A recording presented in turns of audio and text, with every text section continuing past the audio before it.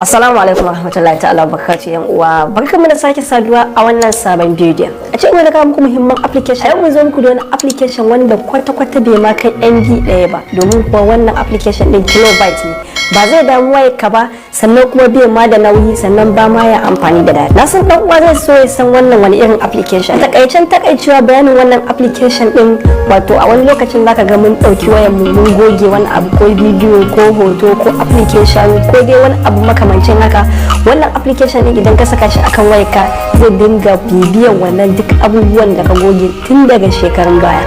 Ka koda a ce daga baya ka saka wannan application din zai duba can shekarun baya kamar shekara 2 ko kuma shekara 1 baya, ya lalubo dukkan abubuwan da ka goge a cikin wayarka, kama daga kan application ne, hoto ne, bidiyo ne, zai ɓoye maka su a wani waje ko ba zai ɗauki space ɗin wayarka ba ko kuma ya takura wa wayarka. Kawai a duk lokacin da ka buƙaci abubuwan da ka goge kana iya zuwa ka shiga cikin wannan application ɗin, kama daga bidiyo, hoto ko application, kai sai ka je ka dawo da wannan abin da ka goge. Hakika wannan application ɗin ya matuƙar burge ni, ya kamata a ce dukkan yan uwa sun saka shi a cikin wayarsu, domin ko ana tambayar mu ire-iren waɗannan application ɗin. Wani lokacin zaka ga mun kawo wani application ɗin yana da ɗan wahala, to wannan application ɗin yana da matuƙar sauƙi, domin cikin dannawa 3 zaka dawo da abin da ka goge fiye da shekara 1. Dangane da ake amfani da wannan application ɗin, mu shiga cikin bidiyo.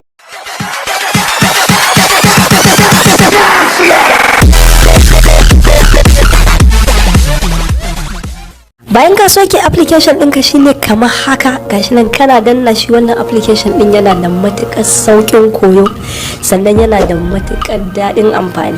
Kana dannawa kai tsaye fuskar da zai nuna maka dukkanin applications ɗin da ka goge a cikin wayarka. Kun ga gasu nan gaba ɗaya, waɗannan duka na goge su a cikin wayata.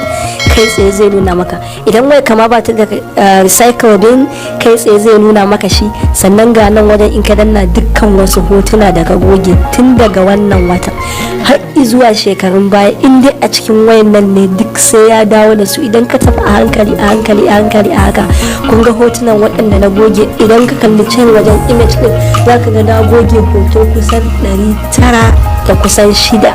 To tun daga shekarun baya wanda aka sai wayan nan, in dai an a wayan nan aka saka hoton aka goge shi, duk sai ya dawo maka da waɗannan hotunan. Kun ga anan wajen idan ina so na dawo da wannan hoton, misali in ina son na deleting ɗinsa permanently, kawai zan yi deleting ɗinsa. Idan ba na so na dawo da shi, kawai shi zan yi na tura wani kai tsaye, shi ma zan tura. Idan kuma ina son na da shi ga restore, ina dannawa zai dawo kan wayata.